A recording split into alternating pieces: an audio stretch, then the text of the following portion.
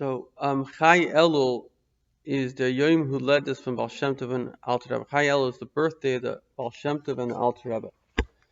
When I get the Yom who led us from Baal Shem Tov was the Gvem Chai Elul, hat the Rebbe quick to Shmei V'chami Advei Ibe gegeben as das is the Yom who led us Shalei Begufa. So regarding the Baal Shem Tov's birthday, so the Rebbe referred to his father-in-law as the Rebbe, said that this was his physical birthday. So it had three major events. It was his birthday for his body, it was his birthday for his soul, and it was also the day that he was revealed to the world as a master. Because beforehand he had hidden himself he was like a peasant. This all happened Chayel. Similarly, the Alter Rebbe is chutzai name ledus begufi. Apart from the fact that he had a birthday on this day, there were other things that were very significant to him on Chayel, maybe his marriage. In Kisvei Arizal Shtete from Pasuk, in Kisvei Arizal it says on the Pasuk, by Yomim Ha'ila Niskarim V'Nasim, these days are remembered and reenacted. As tell Belcha haben in sich a gewisse Inyan, is Bechol Shana V'Shana B'Shasmin der Montas, Niskarim V'Alpi Teira Heis der Monin is V'Nasim. So when you remember, you reenact. So this is a very important principle. Everything we do, let's say you blow the shofar, you reenact all those spiritual energies that come from the blowing the shofar. So action creates reaction. For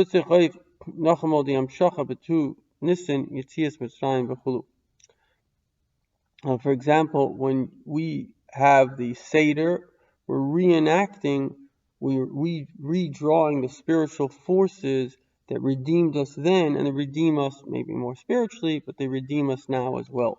So also Chai Elul every single year. Through its memory, this is a very, very profound concept, because what he's really saying is that it's like hitting a button. So it's a very, very important concept. In other words, if you understand this, you understand in a sense Judaism, because if you're looking at things from a scientific perspective, what happens is, okay, so you get some information. Okay, so that information has a specific use. I don't know. Let's say you're a doctor, so you know there's penicillin. So in a certain circumstance, penicillin is a good idea. Let's say you're, I don't know, looking for entertainment. So you're looking to distract yourself. What do we call it? Escapism. Okay, so you saw a good movie, you distracted yourself. Lovely. Now I need to see another movie. Got the same problem again. That's what a lot of people are in. A lot of the Western society is basically escapism. They're just trying to escape their boring lives. But in Judaism, what you're doing is it's more like an app. You use this app or a website, you go there and you gain something from it. So in other words, when you daven in the morning, it's a time in which the heavens open up. There's a spiritual connection between your soul and whatever goes on during prayer, and you get the ability to see, to feel, to understand in a way that you can't when you're not praying. That's why prayer has to come at certain times, because those portals are open in certain times. That's why Shabbos. What is Shabbos? Shabbos is not just, I'm celebrating Shabbos. No, the very act of celebration creates the Shabbos. It creates at least the spiritual. So in other words, it's like an app, and you press the button, it works for you. So you celebrate the Shabbos, then all that God put into the Shabbos, the tranquility, the spirituality, that happens for you. So that's why you could live a life devoid of all these rituals, devoid of all these things, and you don't actually manifest these energies. That's why it says, what is a sin that you can't fix?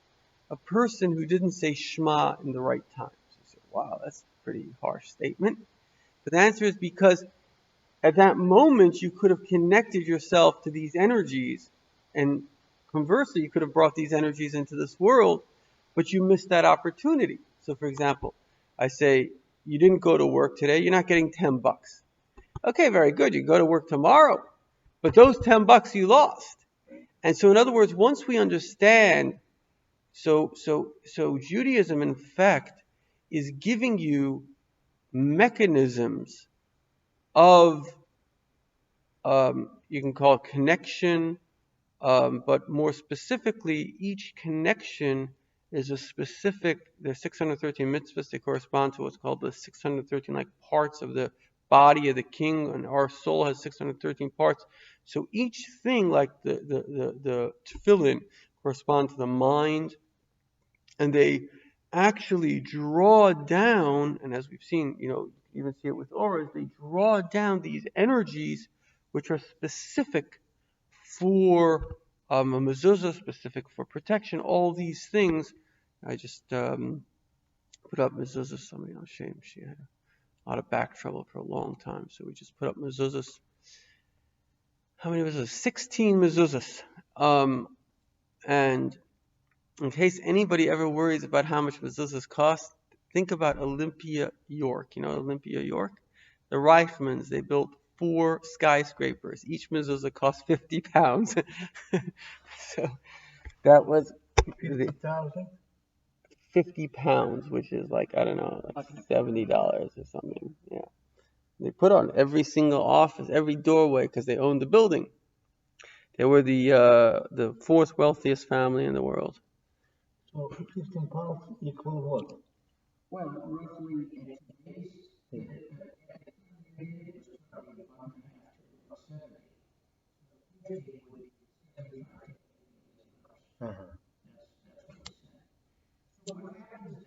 Yeah. Yeah.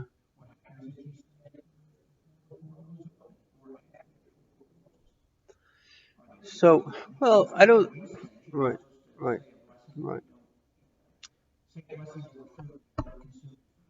Sure.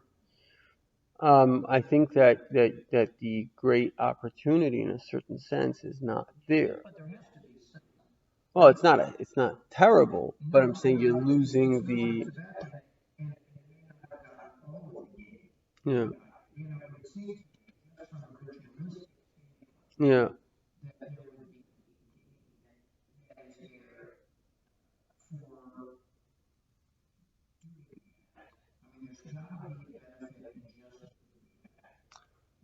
Sure.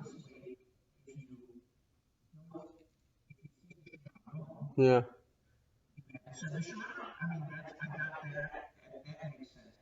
Right.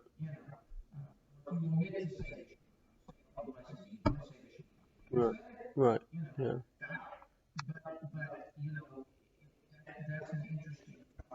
Mm-hmm. Mm-hmm.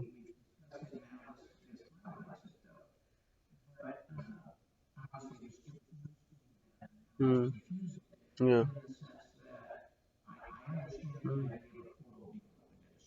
Mm-hmm. Mm-hmm. Mm-hmm.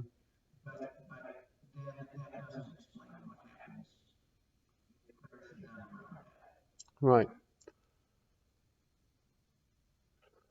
Yeah. I mean, I feel that.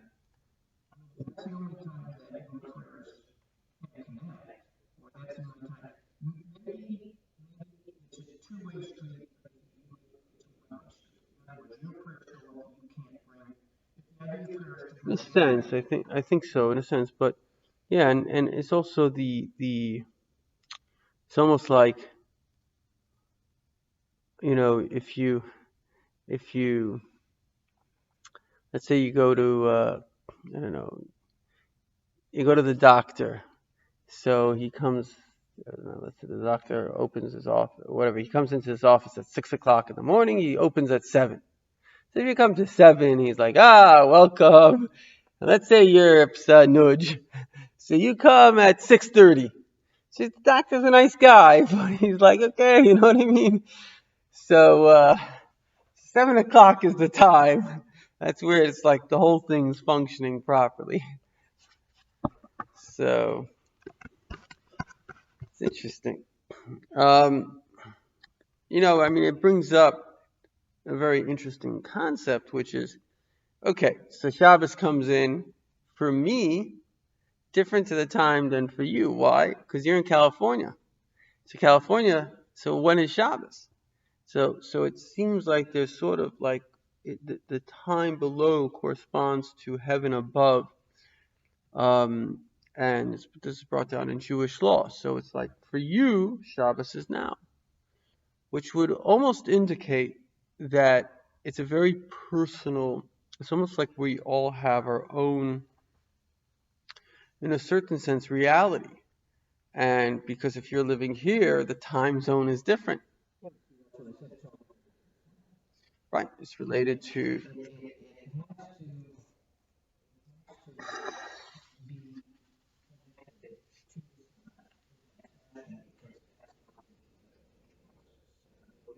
yeah, right, yeah, yeah, right, sure, yeah, yeah, sure, yeah, sure, yeah, mm,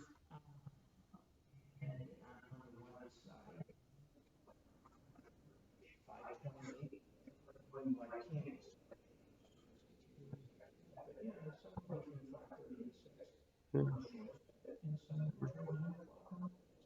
mm, right.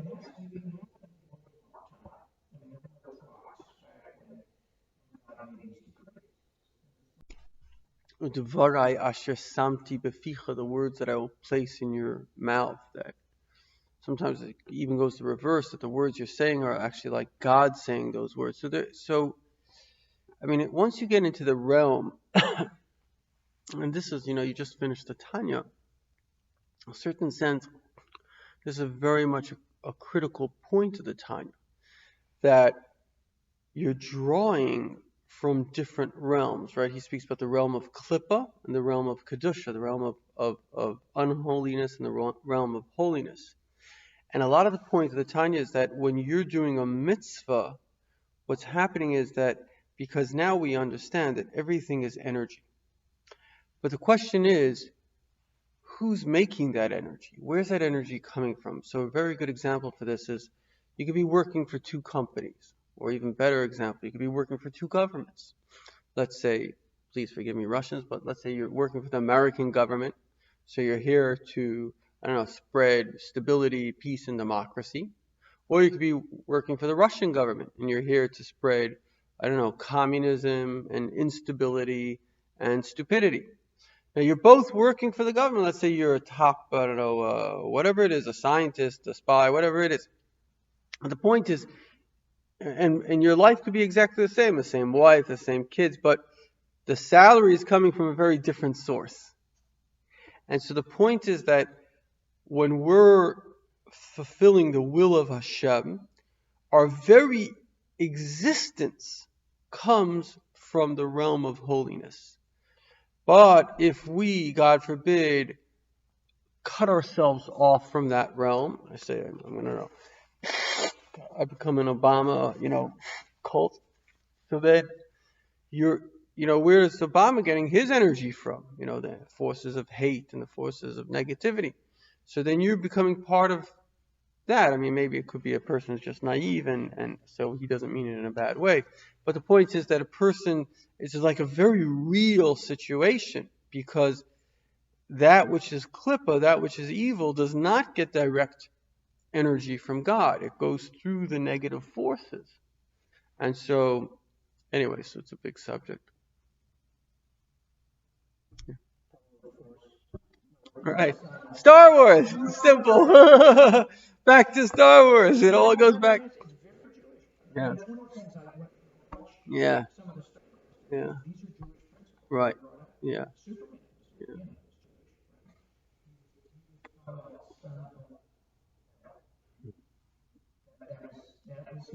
Kal-El? Yeah. Right. Right. Right. Right.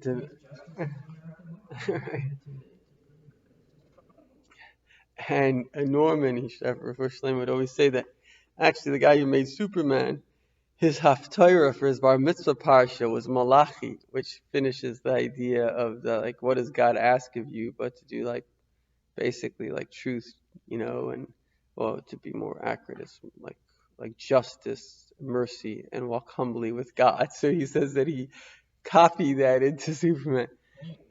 Yeah, yeah. It's an amazing thing because I think that I once saw like a movie made out of, I think it was from Saudi Arabia, and it just had that Arab viciousness in the whole thing.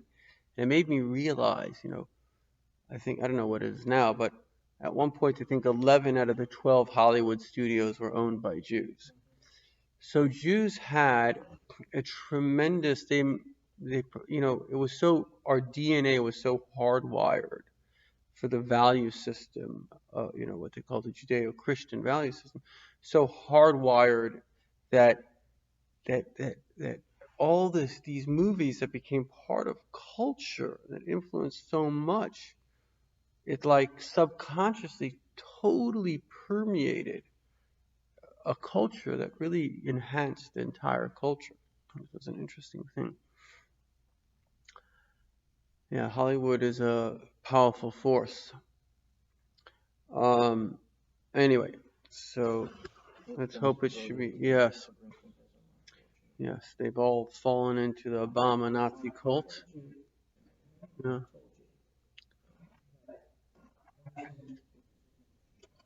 Yeah. Yeah. Right.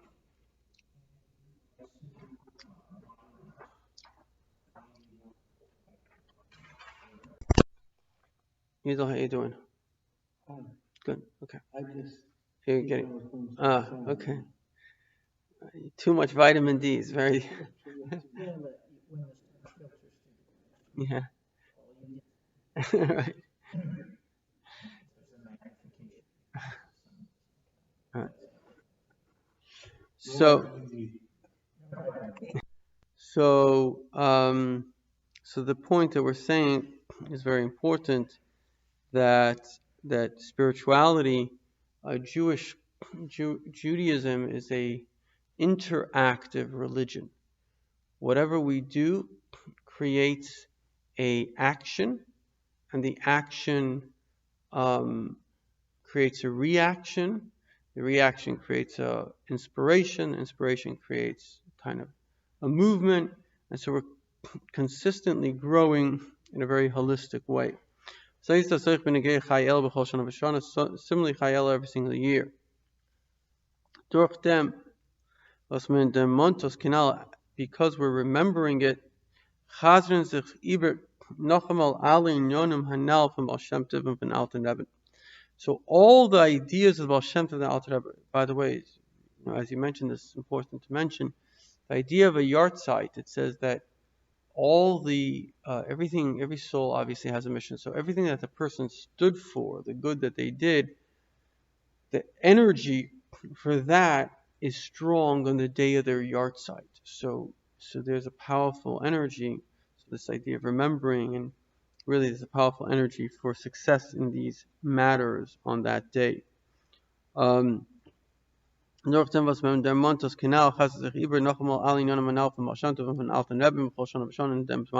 So all these ideas of the Baal Shem Tov and Alter Rebbe repeat themselves in this time. Yesterday at the end we studied something which was very profound, and that is that the physical manifestation is actually the direct spiritual in the physical. So for example, light. What does light do? Light lets you see. Light also gives us a good feeling. And light comes from, ultimately, if you get it to its source, it comes from chesed. Chesed is kindness, and that's why light was created on the first day. It's the first of the 7 emotions. Each day there was a positive emotion. But it also comes from chachma. Chachma is insight. What is insight? It allows you, it says, Ezel chacham haroyas, who is wise, who can see the future or see the consequence see what's going to happen. Obviously, somebody who's foolish is living in the moment. He's not living with kind of the consequences of time and space. He's just like an animal, just reacting to his immediate instincts. So therefore, light itself, which gives us the ability to see and to feel good, is a direct consequence of the spiritual, so that spiritual energy transmits and becomes that physical apparatus, because it has that exact effect. And darkness as well, and all these attributes in the physical world, even the sweetness is brought as an example, the sweetness of an apple. Sweetness comes from the side of chesed. So there's all these different, all the spiritual things translate into physical, which, if we understand that, we understand how important it is, our own emotional space, because in a sense we're manifesting the emotions, we're manifesting our reality. And so it's very important to be sweet, to be kind. Whatever you want the world to be, whatever you want your life to be, you have to be it, or you have to feel that way. And as you feel it, it will help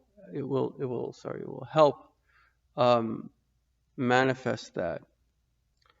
So this is what he says, that all the ideas of the Baal Shem Tov, Alter Rebbe, repeat themselves every time. So now we'll understand what the Frierdiker Rebbe said, that Chai Elul brings a life force in Elul. And the second time he said that Chai Elul brings a life force in the Avodah, in the service, because the whole idea of Elul is Anilu Deidi Li, the idea that I am to my beloved is to me, which is the acronym of Elul. In Igeres HaKodesh of Tanya, so that's the fourth book of Tanya, he says, as b'chol Rosh Hashanah, every single Rosh Hashanah, nimshach an or chodesh, a new light comes into the universe. Shaloi hoya ma'olam, such a light never existed before. And this is why I believe that we're actually, as crazy as it might sound, we're actually in the highest moment in human history. Why? The Rebbe says about dreams that dreams come from Atzmos. Atzmos is the essence of Hashem. And that's why they are conflicting. Because conflict is only a problem in a space which is defined. So in a defined space, it's either like this or it's like that. I'll give you an example. You're a doctor, so you trained mainly in Western medicine.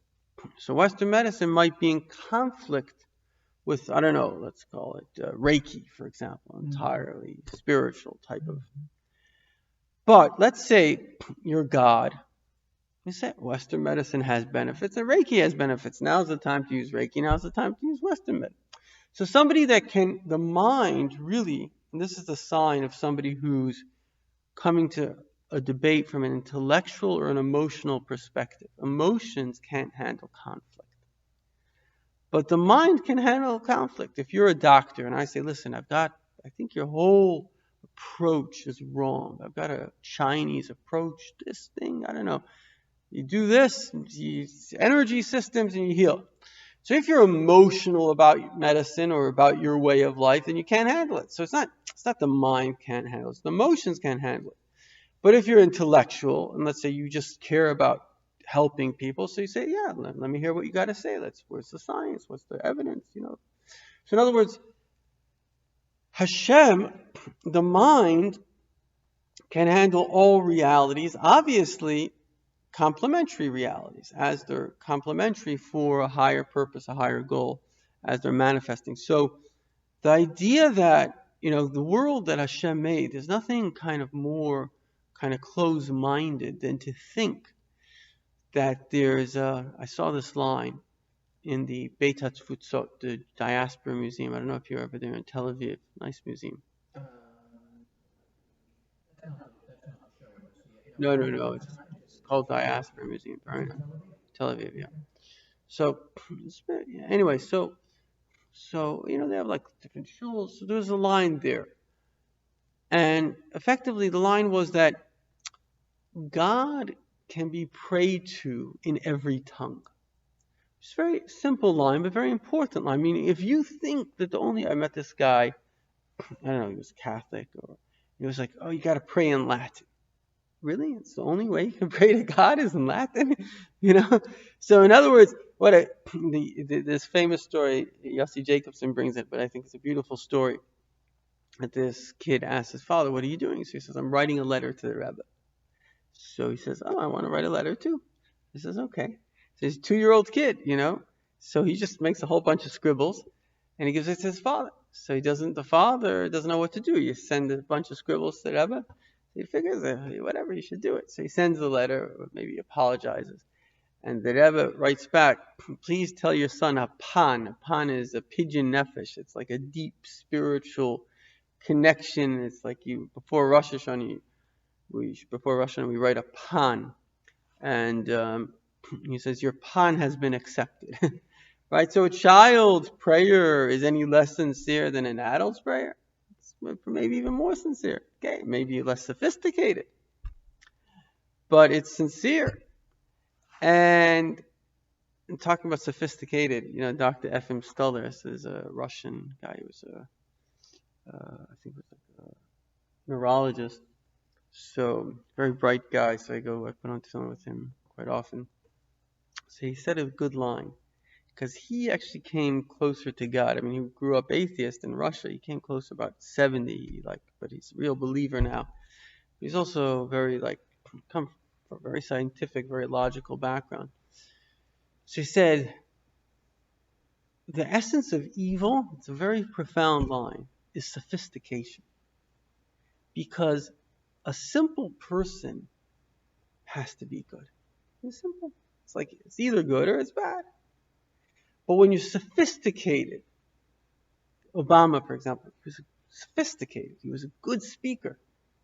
And that's where you can twist anything in any direction. And that's why it actually says that the Nachash, the snake, was Arum. I heard this from Yossi Jacobson.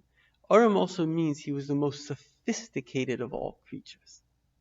God doesn't want you to eat this because God doesn't want you to be like God. You're sophisticated. In other words, it's not simple. God says, so anybody says, God says, so don't do it. So sophistication, is in a way, it's a very dangerous thing. Because in sophistication, you can say anything. And the smarter you are, the better you can make an argument which is totally illogical. Right? So in a certain sense, the Baal Shem Tov loved the simple Jew. Simple. The simple Jew, they weren't educated, but they were righteous, they were pious. So there's a very greatness. Now, it doesn't mean we shouldn't study, we shouldn't use our head, but there has to be a certain element of simplicity. Hashem knows more than me. A certain element of simplicity that needs to go along with the mind, like the heart and the mind sort of, it's a balance because it's not a simple thing. The mind can be very wise and the heart can be very simple, but some kind of, anyway. But in a certain sense, if you think about it, that's what Chassidus brought to the world. It brought a unity of ultimate simplicity and ultimate, I don't know if sophistication is the word, but ultimate genius. It's both at the same time. And it's a very, very important, it's a critical combination. Because what happens is, if we're just smart, then the arrogance can creep in. And once the arrogance creeps in, then a lot of, you look at the left, like the doctor was saying, he was saying that most of them are actually highly intelligent. Well, they're sophisticated. That's their problem. They're sophisticated. And so what's actually happening is it's in their kind of emotional, short-term or emotional, in their zeitgeist, in their interest, to pretend that certain realities are the way they are. And therefore, that's all they're doing. I can't believe the left in Israel. We're talking about life and death issues. Hey, Netanyahu's we're talking life and death here. And it's unbelievable to see how many people, right? You gave away Gaza, all you got is rockets. I mean, it's common sense. But because you're in this kind of modality, because you're in this kind of sophisticated, I'm educated and I'm making a little bit of money, so you're willing to, like, it's even subconscious. They don't even know what they're doing, but they just want to be part of this kind of group thing because that's comfortable at this moment. So that's where, in a certain sense, Hasidus, I would say, all of Judaism, Hasidus perhaps to the ultimate extent, brings a merger of the mind and the soul. And it's a very, very powerful merger. So, Yegeres HaKodesh von Tanya bringt er, es bechol Rosh Hashanah wird nimshach von Or Chodesh, Shloi Hoya Ma'ilam. Every Rosh Hashanah, there's a new light which was never here. From them is Oich Muvim in Chai Elul. From here we also understand by Chai Elul. As bechol Shana verin di'inyonim nitoisef. Every single year, everything. So this is very important. This is what I was saying before. Why are we in the highest time? Right? You could say, well, this time is Meshuggah. But Meshuggah, in a way, God can't handle Meshuggah. Because it's all part of this infinite story.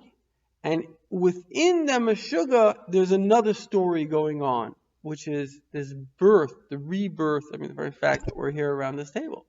The fact that people are discovering spirituality. So, if realities are complementary, then the fact that one reality opposes the other reality isn't a negative. Like we were speaking about the body. The fact that, let's say, your skin cells, when a person's in a womb, the hand is webbed, and then those skin cells die off.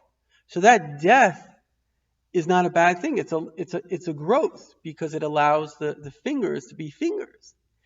So in other words, if you can be in charge of the entire, let's say there's a statement, it says, a nar weissman ish to halba arbeit, a fool you don't show half a job to, because he comes, he says, oh, what kind of a mess is this? There's no roof over here.